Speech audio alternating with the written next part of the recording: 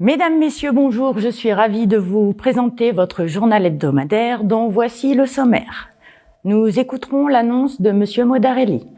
Nous assisterons aux messes de profession de foi. Nous nous rendrons à une visite guidée organisée par l'Office du tourisme. Nous passerons ensuite un moment de détente au musée Matisse et au concert des Goldmen.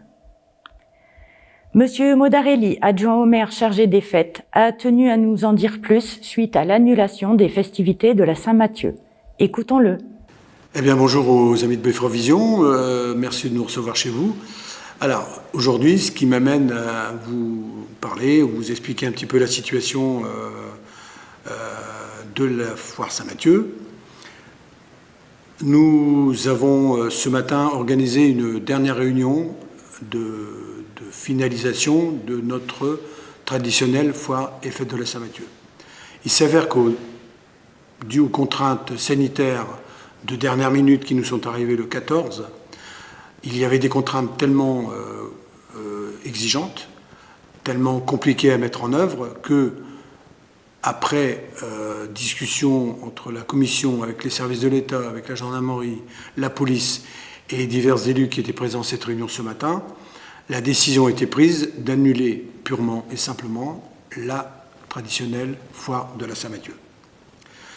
Les contraintes sanitaires et le protocole devant être mis en place n'étaient pas possibles d'être appliqués dans la configuration actuelle de notre ville.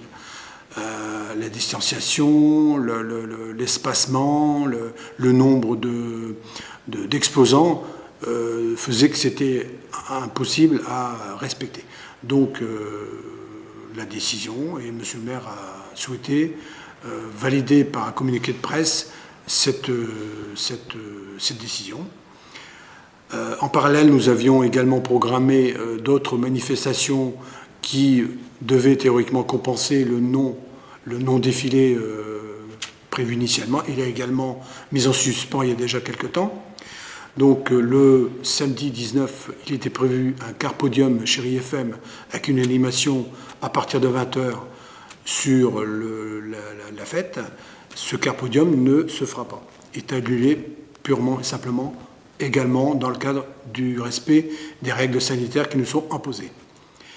Le samedi, donc toujours 19, il était prévu un feu d'artifice au parc Fénelon.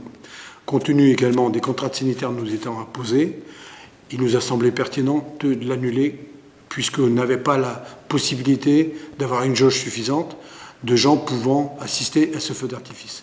Donc là également, manifestation annulée. La fête communale traditionnelle, donc la Ducasse, comme on l'appelle chez nous, cette Ducasse a lieu dans le périmètre habituel. Donc les manèges s'installent sur la place du 3 septembre, place du commandant Richer, devant l'hôtel de ville, et également dans la rue qui est parallèle à l'hôtel de ville. Donc de ce côté-là, pas de changement, tout en sachant que les forains, les propriétaires de manèges devront faire respecter un protocole sanitaire, également désinfection, gel hydroalcoolique, et nous préconisons, et des affiches vont être posées aux entrées de la fête, le port du masque obligatoire sur tout le champ de foire, ou tout le champ de la Ducasse, pour éviter toute problématique de contamination. Sachant que les services de l'État nous ont donné des chiffres, et également le fait que nous sommes passés en zone rouge avec des foyers de contamination de plus en plus importants dans notre région Hauts-de-France. Donc toutes ces raisons nous ont amenés à prendre la décision que je viens de vous dire il y a quelques minutes. Le concert également traditionnel à la maison de retraite avait été déjà suspendu, mais là définitivement supprimé. Également le concert de Raccro de Ducasse, donné par l'harmonie municipale au théâtre municipal, suspendu, également définitivement annulé, pour toutes les raisons que je viens de vous citer précédemment, donc concentration de personnes, distanciation, port du masque, gel hydroalcoolique, pour toutes ces raisons-là, et contraintes sanitaires très, très, très lourdes à gérer. Oui, donc également, nous avions, pour donner de l'attractivité à notre Ducasse, souhaité la participation de deux groupes, un musical et un ce qu'on appelle les Transformers, c'est-à-dire que pour les jeunes, c'était lié aux dessins animés ou aux mangas que l'on peut voir à travers les médias, une déambulation dans la Ducasse. Il s'avère qu'après consultation des services de l'État et la réunion de ce matin, il s'avère que ça pouvait également générer des concentrations à des moments en statique de personnes. Et donc, pour cette raison-là, les deux groupes ne participeront pas non plus à la foire ou à la fête. Donc, purement et simplement supprimés. Voilà, donc la décision est très particulière, sachant que notre Ducasse et notre fête Saint-Mathieu est traditionnelle depuis très nombreuses années, et de mémoire, je pense que c'est la première fois qu'on en soit arrivé à cette situation. Mais crise sanitaire oblige, donc on est obligé de s'adapter, et je pense que la municipalité, à travers son maire et ses élus, ont pris toutes leurs responsabilités pour justement garder l'esprit festif tout en prenant les précautions maximales pour éviter toute contamination et avoir des regrets demain dû au Covid-19 qui nous impacte très fortement dans notre vie de tous les jours. Donc je demande aux catéchiens d'être compréhensifs. Nous avons essayé de mettre tout en œuvre et tout a été mis en œuvre pour faire que cette fête perdure. Mais vu les contraintes imposées, nous étions obligés et contraints de supprimer toutes les manifestations dont je vous ai parlé depuis quelques minutes. En espérant que 2021 soit meilleur et que je souhaite à tous, malgré tout, une bonne fête de Saint-Mathieu. Soyez raisonnables, évitez les concentrations, évitez les regroupements familiaux, parce que dans les communiqués de la préfecture, on recommande fortement d'éviter les concentrations de fêtes familiales, amicales ou associatives. Donc je pense que chacun doit se sentir responsable et faire en sorte que demain nous ayons des cas peut-être, mais les plus minimes possibles. Voilà, bonne fête de Saint-Mathieu à tous. Et puis j'espère que l'année prochaine, nous pourrons réorganiser dans les meilleures conditions. Et je souhaite que également la vie continue pour chacun et que demain on voit les choses de façon plus positive. Cette année, notre cher abbé n'a pas distribué que des hosties lors des messes de profession de foi. Covid oblige, il a d'abord distribué du gel hydroalcoolique. 2 messes étaient prévues ce jour-là, une à 10h avec 6 communiants et la deuxième à 11h30 avec cette fois 11 communiants. Allons les admirer dans leur belle aube blanche. Bonjour à tous, sous le soleil du Cateau-Cambrésis. Alors moi je me présente, c'est Fabrice Victoire et Martine Litière, de Troisville. Alors comment vont se passer les communions aujourd'hui ? Alors les communions, on va les faire en 2 cérémonies, dont une qui va avoir lieu dans quelques minutes à 10h avec 6 communiants et communiantes et une autre à 11h15 avec 11 communiants et communiantes. On va respecter le protocole sanitaire qui a été exigé. Hein. On a demandé aux familles d'être le moins possible. 7 maximum, qu'on puisse avoir d'autres fidèles qui ont l'habitude d'être présents le dimanche à la messe. Et le reste, malheureusement, de la famille pourra être après disponible dans les salles avec le communiant. C'est vraiment dommage de ce qu'on subit actuellement, mais il faut respecter les consignes. Alors, j'ai demandé à madame comment se sont passées les préparations pour ces communions ? Ça s'est très bien passé. On a vécu quand même une belle retraite, puis c'est très très bien passé. Et puis ici, avant des professions de foi, on a quand même fait des répétitions qui se sont très très bien passées. Et en l'occurrence, hier, nous avons eu une messe à Neuvilly avec 6 enfants. C'était très très recueilli et vraiment, c'était vraiment beau. Vous les jeunes, croyez-vous en Dieu, le Père Tout-Puissant d'amour, Créateur du ciel et de la terre. Vous les jeunes, croyez-vous en Dieu le Père? Vous tous ici présents, croyez-vous en Dieu le Père? Oui. Croyez-vous en Jésus-Christ, son Fils unique, notre Seigneur, qui est né de la Vierge Marie, a souffert la passion, a été enseveli et ressuscité d'entre les morts, est assis à la droite du Père. Vous les jeunes, croyez-vous en Jésus-Christ? Vous l'Assemblée, croyez-vous en Jésus-Christ? Oui, je crois.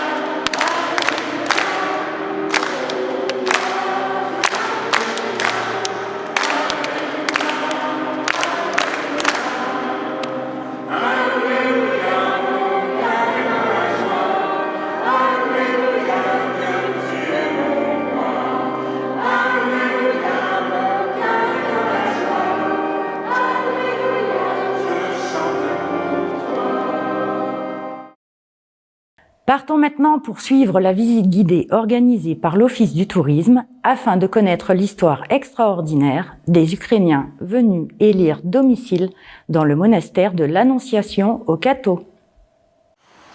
Le père ukrainien en fait va se promener de ville en ville pour chercher déjà, essayer de rassembler ces Ukrainiens et puis de leur dire voilà, tel jour à tel endroit je vous ferai une messe en ukrainien. Donc ça va se passer un petit peu partout dans le nord. Et donc ici au Cateau, ça se passera dans l'ermitage Saint-Louis. Alors ce père qui va être chargé des offices dans les années 50, C'est le père Zénon Narozniak. Donc le père Zénon Narozniak, c'est une famille qui quitte l'Ukraine en août 1944, donc avec la Deuxième Guerre mondiale. Ils vont devoir ils veulent partir en Amérique du Sud. Donc à l'époque, pour aller en Amérique du Sud, c'est tout un périple. Donc ils passent par l'Allemagne. Ils arrivent en France et puis le père Zarozniak va tomber amoureux de la France. Paris va lui plaire beaucoup et donc ils vont choisir de rester en France. Et donc c'est lui qui va prendre en charge le soutien spirituel de la communauté ukrainienne. Il va être nommé à Lille. Et donc de Lille, alors ce qui est anecdotique, c'est qu'à l'époque il est à moto. Donc je ne sais pas quel âge il peut avoir, il a peut-être une trentaine d'années à cette époque-là. Donc avec sa moto, il va sillonner les villes et villages du Nord-Pas-de-Calais pour essayer de retrouver toutes ces familles ukrainiennes qui sont disséminées partout.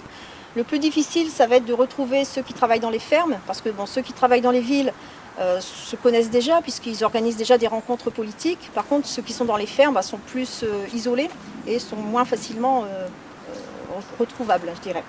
Et donc, il va se promener comme ça dans le Nord-Pas-de-Calais et il va découvrir à 3 villes une famille ukrainienne. Donc, pour que cette famille n'ait pas trop de difficultés, il va organiser des messes sur le Cateau. Et donc, c'est le monastère Saint-Louis, l'Ermitage, qui va les accueillir pour ces messes le dimanche. Alors, peut-on parler un petit peu de cette visite guidée que vous avez mis en place aujourd'hui? Alors, on est sur le site de l'ancien monastère qui a accueilli des Ukrainiens. Donc la visite retraçait cet historique de cette émigration, cette population qui a été brimée pendant les 2 guerres mondiales et puis qui a enfin trouvé son point de rassemblement au Cateau-Cambrésis. Alors, quels ont été les hauts faits ici sur ce terrain? Alors ici, on est sur l'ancien monastère, donc c'était l'Ermitage Saint-Louis, c'était un ancien monastère capucin qui a accueilli des messes ukrainiennes pendant les années 50. Et donc c'est cette population ukrainienne qui s'est mobilisée pour racheter le monastère quand il a été mis en vente. Donc après, il y a eu une évolution. Alors il y a une évolution, oui. La première évolution, c'est ce monastère qui va devenir un centre aéré. Et puis de fil en aiguille, le monastère qui comportait 2 bâtiments, donc un bâtiment qui pouvait être utilisé en pensionnat, a été donc accueilli un centre aéré, et puis ensuite est devenu un centre à part entière d'accueil des Ukrainiens. Et après, donc tout ça a périclité vers les années 60, je crois. Voilà, donc malheureusement, ça n'a duré qu'une dizaine d'années, puisque un centre aéré, c'est pour accueillir des enfants. Les enfants grandissent, suivent des études, travaillent, donc vont déménager, et puis la population ukrainienne va se disséminer un petit peu plus, donc des familles qui vont partir, et donc malheureusement le site va rester inhabité, à l'abandon, et va finir par être détruit. C'est vrai qu'il y avait plusieurs bâtiments ici, sur ce site. Oui, on avait le bâtiment, donc le pavillon principal, donc qui était apparemment ici à l'emplacement de cette petite aire de camping, et puis le monastère qui était de l'autre côté, donc apparemment à l'emplacement du hangar où il y a maintenant le Shurk. Donc tout ça a disparu et maintenant c'est revu en aire de camping-car, etc. Voilà, donc c'est toujours une aire d'accueil, puisque c'est les camping-cars qui sont là à côté. Tout ce qui nous reste comme vestige, c'est une petite stèle donc dans ce petit bosquet que vous avez derrière, qui accueillait apparemment la croix byzantine, puisque c'était le rite gréco-catholique qui était initié par les Ukrainiens. Et puis cette petite grotte qui ne paye pas de mine, mais qui a un petit côté romantique quand on rentre dedans, qui était, alors à l'origine c'était un garde-manger, c'était pas une chapelle. La chapelle était un petit peu plus loin dans le bosquet, mais elle a été récupérée et elle accueille maintenant une statue. Mais les Ukrainiens n'ont pas oublié le Cateau, on en a la preuve avec ce livre. Alors les Ukrainiens, oui, donc ce qui est curieux, c'est qu'il y a apparemment une génération qui a sauté le pas, et la génération, donc c'est les petits-enfants que vous avez sur la photo, sont devenus plus grands et ont voulu retrouver leurs origines. Toutes les traditions qu'on a voulu leur inculquer dans leur jeunesse réapparaissent maintenant parce qu'ils veulent transmettre ce patrimoine à leurs petits-enfants. Donc ce sont des enfants d'Ukrainiens qui ont écrit ce petit livre, et c'est eux maintenant qui transmettent la parole et qui nous font revivre tout ce qui s'est passé au Cateau. Parce que ce monastère a quand même été le premier monastère français à accueillir un rite ukrainien. Et on peut peut-être aussi rappeler une petite anecdote par rapport au aux lettres pour les parents, je crois. Ah oui, alors C'était sympathique, ça. Ça c'est rigolo, oui. Pendant les centres aérés, évidemment, il y avait l'écriture aux parents toutes les semaines. Et donc il faut savoir que les parents étaient ukrainiens, donc parlaient ukrainien, mais par contre les enfants étaient français. Hein, donc ici c'était le père Narozniak qui leur enseignait l'écriture cyrillique, puisque c'est comme du russe, hein, c'est une écriture slave.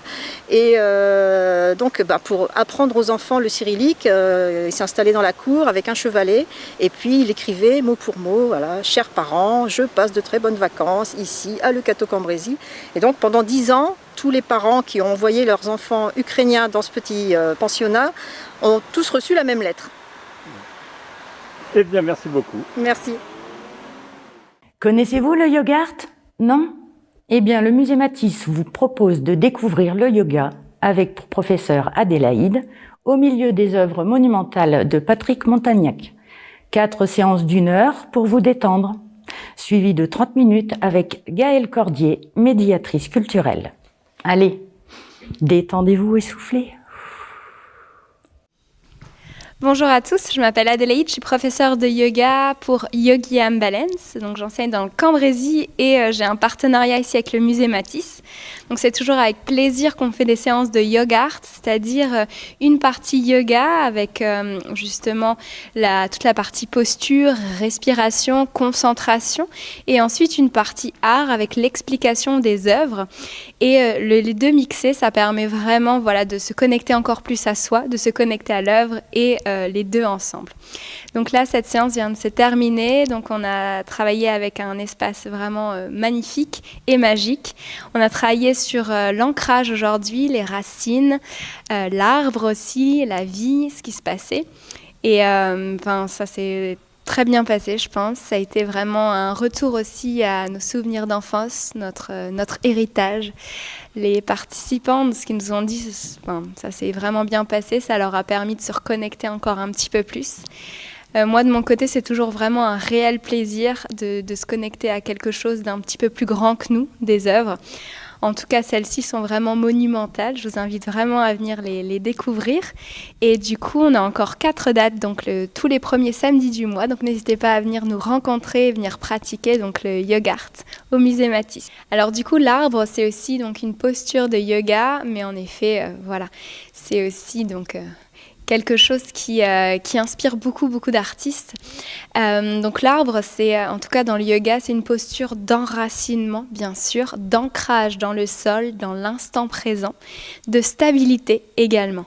On s'aperçoit justement que pour être bien stable, physiquement ancré dans l'instant, dans son corps, il faut être aussi stable dans sa tête et être totalement concentré.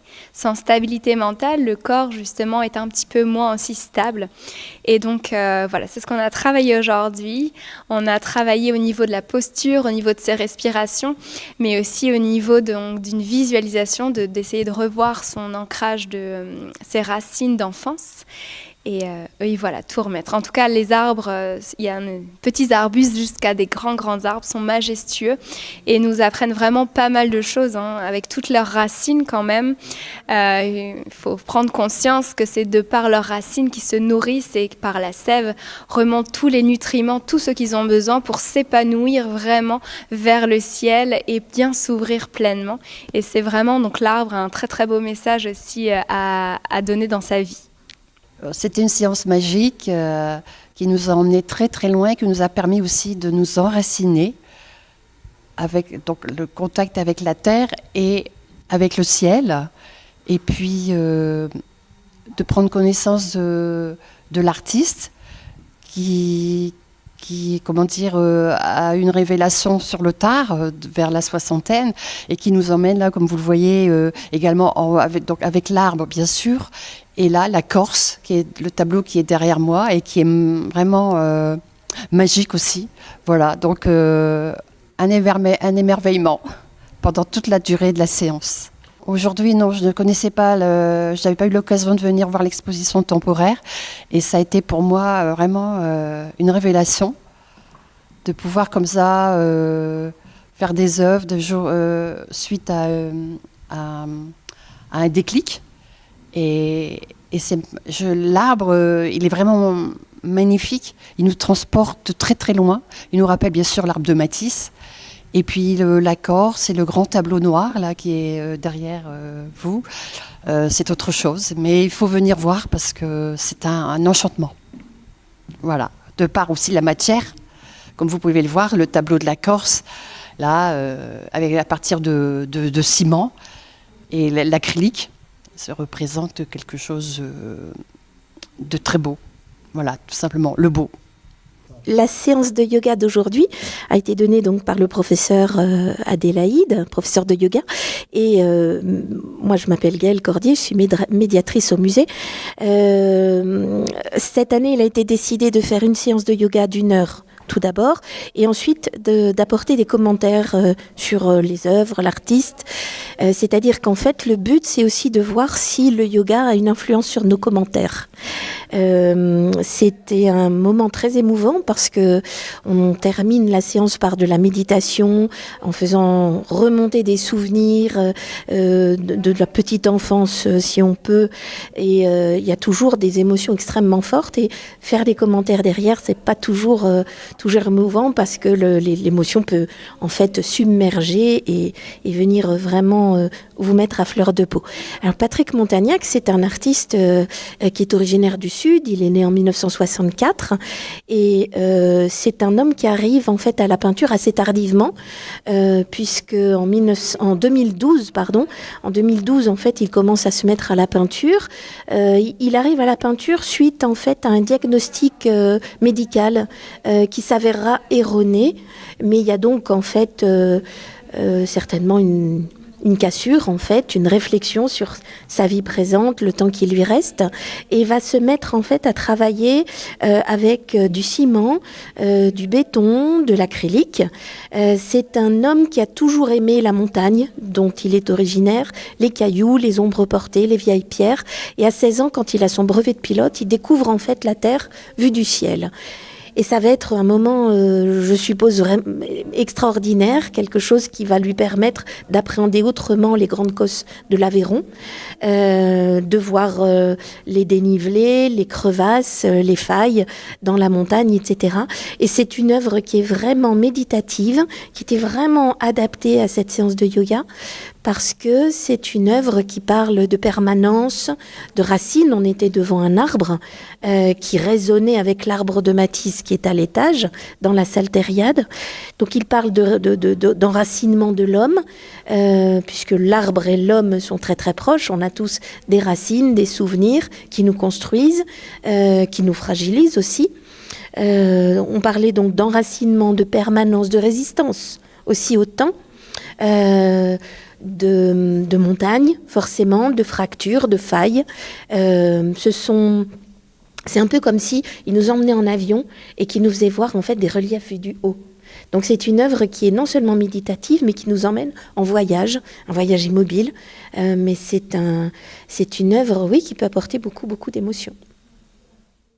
Organisé par le Lions Club et initialement prévu le 3 avril, mais malheureusement reporté dû au confinement, les Goldmen ont enfin pu nous montrer leur talent vendredi dernier lors de 2 concerts à 19h et ensuite à 21h30, afin que le public puisse respecter la distanciation tout en passant un moment musical formidable. Écoutons leur performance.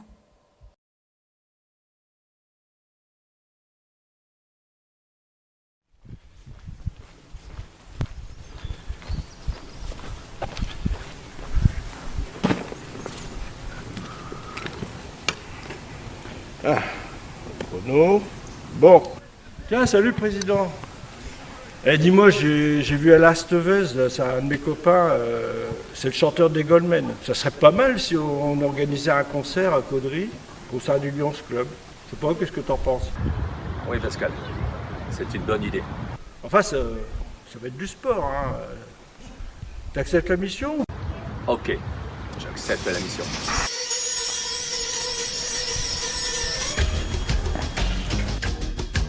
T'es prêt, Jean-Philippe? C'est parti! Allez, go! C'est bon, Jean-Philippe? On a déjà vendu 100 places, allez, vas-y, c'est bon! Mais Jubilé a déjà vendu 200 places, vas-y, continue! Ouais, tu fais un bon temps, et puis toutes les places sont vendues! Et Jean-Philippe, arrête-toi! Il y a un problème! Il y a un virus qui traîne. On va être obligé de reporter le concert. Tout le monde va se barrer.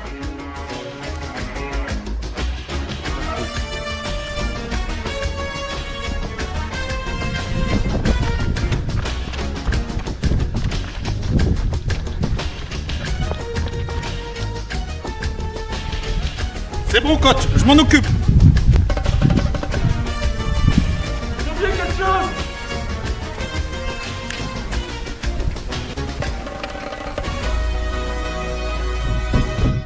Quoi, 2 séances? C'est pas possible. Va falloir prévenir Gélin, le producteur, Alain Steven, le chanteur, ses musiciens, monsieur le maire de Caudry, le préfet et en plus le régisseur. Bon, t'inquiète pas, coach, on va y arriver, il n'y a pas de souci. C'est bon, coach, on va y arriver, j'ai le club derrière moi. Allez, président! Allez, président! Allez, président! Allez, président!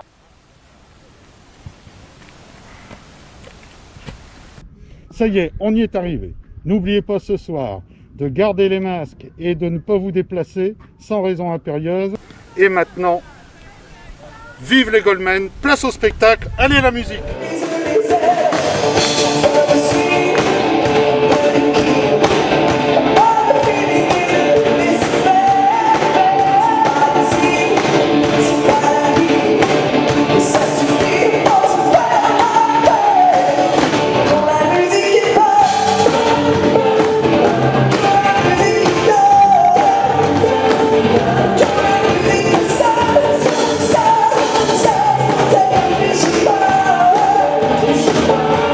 Je sais que vous êtes déjà passé par le Cateau, mais il y a eu des nouveaux qui sont arrivés au Cateau. Est-ce que je peux vous demander de vous présenter brièvement? Alors je suis Alain, le chanteur du groupe Goldman, et là on est en prestation ici à Caudry. Alors qu'est-ce que vous amenez à Caudry? Quelle est l'importance que vous attachez à ce que vous faites ici aujourd'hui? L'importance c'est qu'on chante du Goldman, exclusivement du Goldman, et les gens sont en manque de ces chansons, et donc nous on le représente par le fait de chanter ces tubes. Et ça vous réussit? Apparemment, oui. J'espère qu'on le fait bien, en tout cas, mais je pense que ça marche bien. Les gens aiment bien ce qu'on fait. On a un bon feedback. Ouais. Bon, qu'est-ce qui vous a invité ici? Alors ici, c'est le Lions Club de Caudry qui nous a invités. Monsieur Pascal Dim, que je connais depuis très longtemps, depuis 97. Parce qu'ici même, j'avais fait une prestation à l'époque, Le Tour du Monde en 80 chansons, une comédie musicale que le Lions Club avait créée, je pense même, oui, créée à l'époque. Comment vous trouvez le public? Super chaud. Et le public vient de partout. Il vient même de la région au-dessus de l'île, on Scott, etc. C'est un truc de dingue. On est vachement étonnés. Les gens sont en manque de musique en ce moment. Ah. À votre avis, pourquoi? Pourquoi? Est-ce qu'il suffit de constater que ça fait très longtemps qu'on est prisonnier? C'est ça.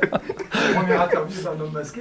Ouais, déjà, ouais, ça aussi. Bon, c'est tout. Hein. On va continuer quand même à en parler. Alors, vous avez combien d'heures de concert par...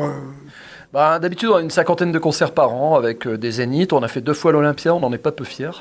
Et voilà, on tourne pas mal quand on tourne. Exactement, vous êtes basé où? Entre Douai et Valenciennes et Lille. Bon, d'accord. Écoutez, nous allons vous souhaiter un bon courage sur le plateau.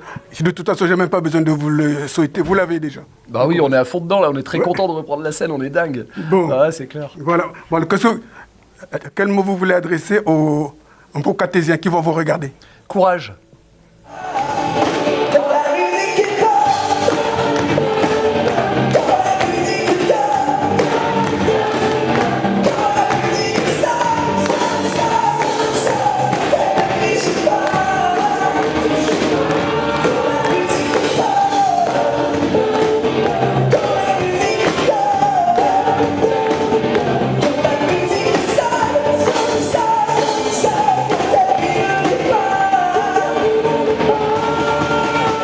Je lis derrière, on a tout prévu. Quoi? On a prévu surtout les mesures de distanciation, les masques, le gel, l'organisation de l'entrée, la sortie. Donc il fallait, pour répondre aux obligations législatives du Covid, qu'on soit bien organisé. Bon, essayez de décrire le spectacle. C'est un spectacle formidable. C'est une œuvre de 14 mois qui a été initiée par notre trésorier Pascal Dim, avec l'ancien président, le poste-président Jean-Philippe Herlem, et que nous avons continué sous ma présidence pour arriver à cette soirée où on a eu énormément de mal à l'organiser. Bon, avec des masques, vous avez vraiment prévu que ça allait se passer comme ça? C'est ce qu'on espérait en tout cas.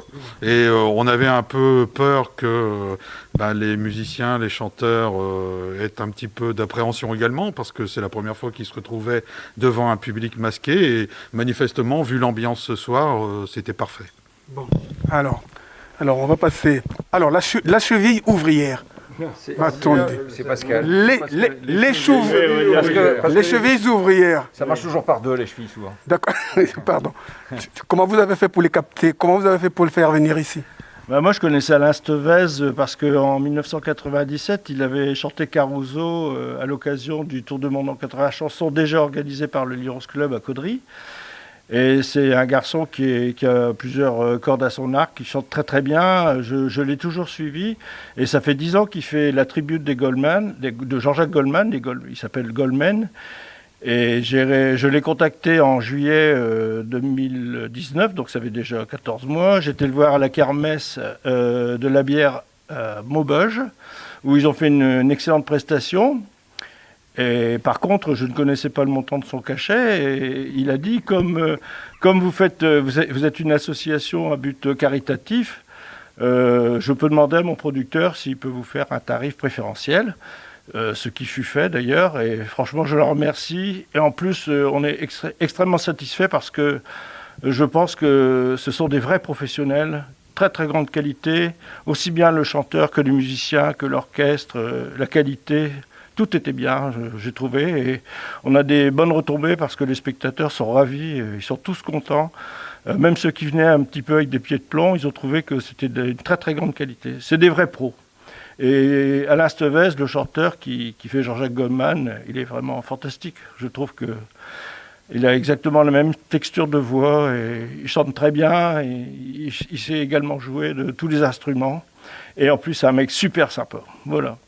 Et vous avez dit combien d'entrées ici? Au départ, quand on avait prévu pour le premier spectacle qui devait avoir lieu le 3 avril, malheureusement, avec le Covid, il a été reporté au 11 septembre, on avait vendu à peu près 500 places. Je pense qu'il y a eu quelques désistements par peur. On a revendu quand même une trentaine de places, mais je pense qu'on a fait 450 entrées, à peu près. Et on a été obligé de répartir en 2 fois. Ils ont accepté de faire 2 fois 1h40, donc c'est très très dur pour eux. Ils sont quand même, j'étais les voir en coulisses, ils sont fatigués. Et ils sont vraiment donnés à fond. Et je les en remercie parce qu'ils ont accepté 4 jours avant de faire 2 concerts au lieu d'un le même jour. Mais on est obligé avec les problèmes de distanciation. Voilà, on est très satisfait, c'est très bien. C'est vraiment un spectacle de grande qualité. Okay. Bon, puisqu'il faut 2 chevilles pour se déplacer, ouais. Alors si vous avez à décrire un tout petit peu le spectacle, vous diriez quoi? Moi, je le résumerais sur un mot, c'est courage. C'est-à-dire que tout le monde a fait preuve de beaucoup de courage. Les musiciens, les Goldman, comme Pascal l'a dit, c'est-à-dire à jouer... en tout, quasiment 4 heures, c'est très courageux de leur part. Je dirais courage aussi de Pascal, je ne vais pas me mettre dedans forcément, mais je veux dire courage des organisateurs et aussi courage du public. Parce que ce n'était pas gagné d'avance. Et beaucoup, effectivement, ont fait preuve d'audace et finalement, on a remarqué qu'on a oublié les masques, quoi. Parce que quand on est quelque chose comme ça d'aussi entraînant, etc., eh ben on oublie. Et puis, c'était le premier spectacle du Cambrésis, quand même, depuis 6 mois. Et ben, j'espère qu'il y en aura d'autres. J'espère qu'il y en aura d'autres très, très, très, très rapidement. Voilà. Vous donnez une note au public? Je vais leur mettre 18 au public. Parce qu'on ne peut pas mettre plus, parce qu'il faut toujours progresser. Hein. Mais je veux dire, c'est au moins 18 sur 20. Bon. Sur 20, hein, monsieur. Hein. Oui. Voilà. Bon, qu'est-ce que vous prévoyez après ça? Ah, bah alors, on est en pleine réflexion, on a plein d'idées. Hein. Le tout, c'est le timing, quoi. Je veux dire, on a des idées sur les années 60, mais peut-être qu'on va un petit peu attendre parce que on attend de voir un petit peu d'avoir de la visibilité sur la réglementation, tout simplement, malheureusement. Bon, allez, on vous laisse cogiter. Oui, d'accord, merci. Et merci pour beaucoup. que Monsieur le Président puisse faire la conclusion, ce serait laquelle la conclusion? Eh ben, vive les Lions et vive les Goldman, et voilà. Bien. C'est Merci. la conclusion. Ça ne sert à rien. Un matin, sans un coup de main. Ce matin, c'est le plein. Ce matin, un matin, tu veux bien faire. Rêve plus loin, plus loin.